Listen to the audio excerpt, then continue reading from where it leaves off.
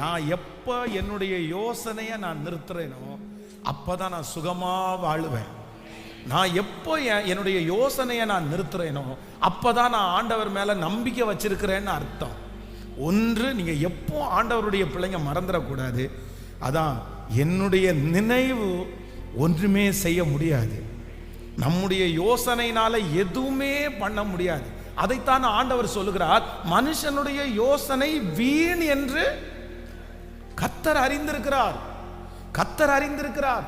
நம்ம யோசனை வீண் என்று கர்த்தர் அறிந்திருக்கிறார். அதனால ராத்திரி முழுக்க யோசித்தே இருக்கக்கூடாது. படுக்க போகும்போது முழுக்க யோசித்தே இருக்கக்கூடாது. அப்படியே எந்த இடத்துல போனாலும் திங்க் பண்ணிட்டே இருக்கக்கூடாது. அப்படி ஒருவேளை யோசிக்கணும்னா பைபிள் சொல்லுது எப்படி யோசிக்கணுமா மாமா? உண்மை உள்ளவைகள் எவைகளோ ஆமா அதைத்தான் யோசிக்கணும், அதைத்தான் யோசிக்கணும். இப்போ இந்த 6வது நாள் ஜெபத்தில் உங்களை பார்த்து கேட்குறேன், உங்க யோசனை என்ன இருக்குது?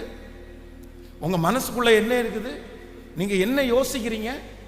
இந்த நாள் முழுக்க காலையிலிருந்து எந்திரிச்சதுலேருந்து நீங்க எதை யோசிச்சிருக்கிறீங்க? எதை அதிகமா யோசிச்சிருக்கிறீங்க? நிறைய பேர் யோசிச்சதெல்லாம் பார்த்தீங்க அப்படின்னு சொன்னா ஃபுல்லா எதிர்மறையாதான். என்ன பண்ணுவோம், என்ன செய்வோம், அதை இப்படி பண்ணலாமா, இதை இப்படி பண்ணலாமா, இவன் இப்படி பண்ணா என்ன பண்றது, அவன் இந்த மாதிரி பிரச்சனை பண்ணா என்ன பண்றது, இவன் இங்கே கொண்டு போய் நம்மளை தள்ளி விட்டா என்ன பண்றது, அவன் தள்ளியே விடலை, அவன் இன்னும் அந்த மாதிரி பிரச்சனைக்கு போகவே இல்லை. நம்முடைய யோசனைகள் எல்லாம் இப்படிதான் இருக்குது. ஆனா அந்த யோசனை அப்படி இருக்கக்கூடாது. அதற்கு மாறாக காலையிலிருந்து திரும்ப படுக்க போகிற வரைக்கும் என்னுடைய இருதயத்தில், என்னுடைய சிந்தனையில் என்ன யோசிக்கணும் அப்படின்னு சொன்னா, உண்மை உள்ளவைகள் எவைகளோ கர்த்தரை குறித்து, அவருடைய வார்த்தையை குறித்து, தரிசனத்தை குறித்து, உயர்வை குறித்து, என் மீட்பருடைய அற்புதத்தை குறித்து பிரதர் நீங்க யோசிக்க ஆரம்பிச்சிருங்க. சிஸ்டர் யோசிக்க ஆரம்பிச்சிருங்க. உங்க சிந்தையை சிறைபிடித்து வைத்திருக்கிற அந்த அவிசுவாசத்தினுடைய கட்டுகள் இப்பொழுது இயேசுவின் நாமத்தினால உடைஞ்சு ஒரு விசுவாசம் உங்களுக்குள்ள வருவதாக. உங்க சிந்தனையை சீர்படுத்தி அப்படியே சிறைப்படுத்தி வைத்திருக்கிற அந்த சத்துருடைய வல்லமைகள் இப்பொழுது எடுக்கப்படுவதாக. இப்போ இந்த 6வது நாள் கர்த்தர் உங்க சிந்தையை பலப்படுத்தி, உங்க சிந்தையை கர்த்தர் பரிசுத்தப்படுத்தி, ஓ ஹalleluya, நீதி உள்ளவைகளை யோசிப்பதற்கு கர்த்தர் பலன் தருவார். கர்த்தர் பலன் தருவார். ஆமென். ஆண்டவரிடத்துல ஒரு பொருத்தனையா எடுங்க இந்த 6வது நாள். ஆண்டவரே, நான் இனி என்ன பண்ண மாட்டேன், நான் யோசிக்கவே மாட்டேன். இனி எல்லாம் கர்த்தர் பார்த்து கொள்வார்.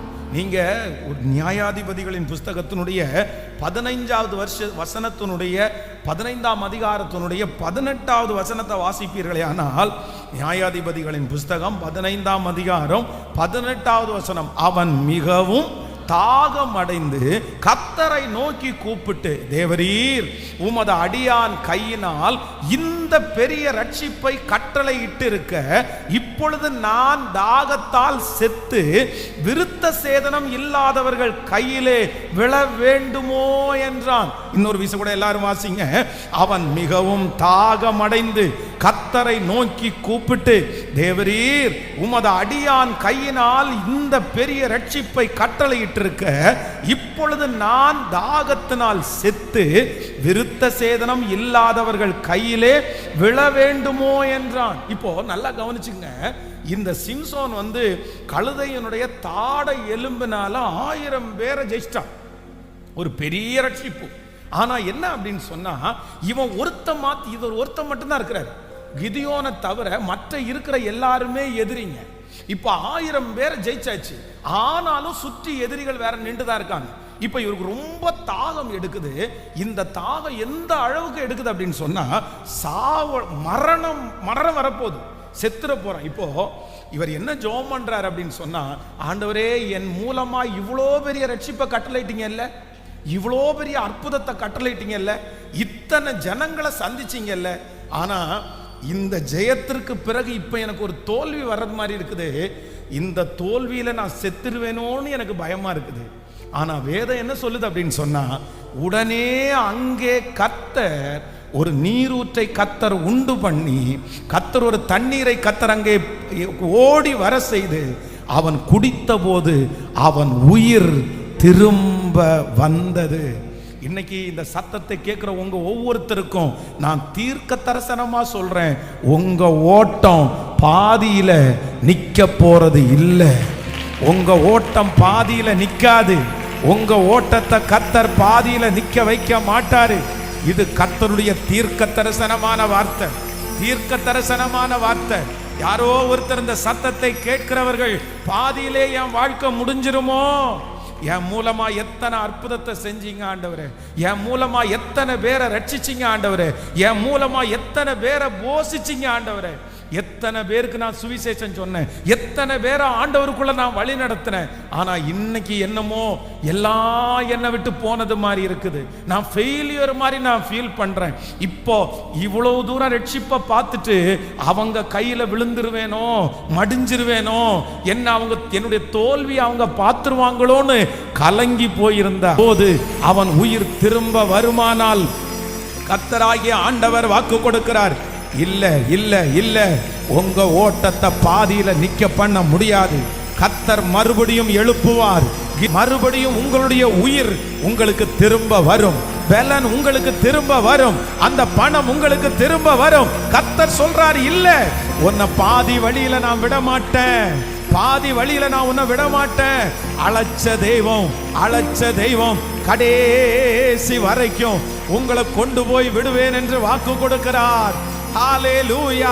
யார் பாதி வழியில விட்டுட்டு போனாலும் கர்த்தர் பாதி வழியில விட மாட்டார். ஹalleluya. ஆமென்.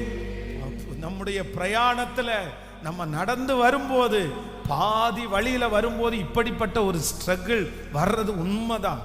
நிறைய பேருடைய ஆவிக்குரிய வாழ்க்கையில அப்படிதான். ரொம்ப வேகமா வரும்போது இடையில பாத்தீங்க அப்படின்னா அப்படி ஒரு தோய்வு வரும். யாருக்கு தான் அந்த தோய்வு வரல? தாவீதுக்கு வந்துச்சு இல்ல, இடையில ஒரு ஸ்ட்ரகிள் வருது பாருங்க. அந்த இடையில வர்ற அந்த போராட்டத்துல அவன் திரும்பி நிப்பானான்ற நம்பிக்கை கூட இல்லை. ஏன்னா துரத்துறது அந்த நாட்டினுடைய ராஜா. அவ்வளவு. அதே மாதிரி யோசேப்புக்கு பாருங்க, ஆரம்பத்துல எவ்வளோ பெரிய ஒரு மகிழ்ச்சி, ஆனா இடையில பாருங்க திரும்பி நிப்பேனா அப்படின்ற ஒரு சூழ்நிலை அவனுக்கு உண்டாயிருச்சா? செத்துருவேன்ற சூழ்நிலை தானே அவனுக்கு வந்துருச்சு. இப்படி ஆண்டவர் பயன்படுத்தின ஒவ்வொரு பாத்திரங்களுக்கும் இடையில ஒரு சூழ்நிலை வரும். என்ன சூழ்நிலை வரும் அப்படின்னா, பாதியோட நம்ம நின்ற போறோம், இதுக்கு மேல ஜெயத்தை பார்த்த உடனே ஒரு தோல்வி. ஆனா ஒவ்வொருவருக்கும் பார்த்தீங்கன்னா அந்த பாதியில் வழியில வரும்போது இருக்கிற அந்த ஸ்ட்ரகிளை கொஞ்ச நாள் கர்த்தர் அதுல கத்து கொடுக்க வச்சுட்டு மறுபடியும் பழையதை விட மேலாக ஆண்டவர் எழும்ப பண்ணி இருக்கிறார். நான் விசுவாசிக்கிறேன், நான் நம்புறேன். நம்மளை அழைச்ச தெய்வம், என்ன அழைச்ச தெய்வம், உங்களை அழைச்ச தெய்வம் பாதி வழியில விட மாட்டாரு. இந்த இடைப்பட்ட நாட்களிலே நடக்கிற இந்த யுத்தம் முடிவிற்கு வரும். இந்த இடைப்பட்ட நாட்களில் இருக்கிற குறைவு முடிவிற்கு வரும். கர்த்தருடைய பிள்ளையே கலங்க வேண்டாம். இந்த கொஞ்ச நேரத்தினுடைய ஓய்வு, இந்த கொஞ்ச நேரத்தினுடைய தோய்வு இன்னும் மிகப்பெரிய வெற்றியை கர்த்தர் உங்களுக்கு தருவதற்காகவே நம்புறவங்க கரங்களை தட்டி, உங்க பிசினஸ்ல இருக்கிற இந்த தோய்வு, உங்க குடும்பத்துல இருக்கிற இந்த தோய்வு உங்களை பாதி வழியிலே விடுவதற்கு அல்ல. கர்த்தர் இதற்கு பிறகு உங்களை வெற்றியாய் எழுப்புவார். ஹalleluya, ஹalleluya. கைகளை உயர்த்தி ஏசப்பாட்ட சொல்லுங்க, இந்த வார்த்தையை நான் நம்புறேன், இந்த வார்த்தையை நான் நம்புறேன், இந்த வார்த்தையை நான் நம்புறேன். கர்த்தர் மறுபடியும் உங்களை ஸ்பீடு பண்ணுவாராக, கர்த்தர் உங்களை உற்சாகப்படுத்துவாராக. சொல்லுங்க, அப்பா பாதி வழியில விடுவதற்கு என்ன அழைக்கல, என் பிள்ளைய பாதி வழியில விடுறதற்கு அழைக்கல. கர்த்தர் சொல்றாரு, உங்களை உருவாக்கிட்டு இருக்கிறாரு, கர்த்தர் உங்களை உருவாக்கிட்டு இருக்கிறாரு. இந்த இடப்பட்ட நாட்களில் இந்த டவுன், எனக்கு கால் போயிடுச்சு, கை போயிடுச்சு, என் சிந்தை போயிடுச்சு, என் வேலை போயிடுச்சு, அப்படியே நான் இறங்கிட்டேன், இனி திரும்பி ஏறி வருவேனா? இல்ல. உங்களுக்கு படிக்கட்டை வைக்கிற கர்த்தர், உங்களுக்கு கை கொடுத்து தூக்கி விடுகிற கர்த்தர். ஆமென். இந்த இடையில நடக்கிற இந்த போரை குறித்து பயப்பட வேண்டாம், இந்த இடையில நடக்கிற சூழ்நிலையை குறித்து பயப்பட வேண்டாம்.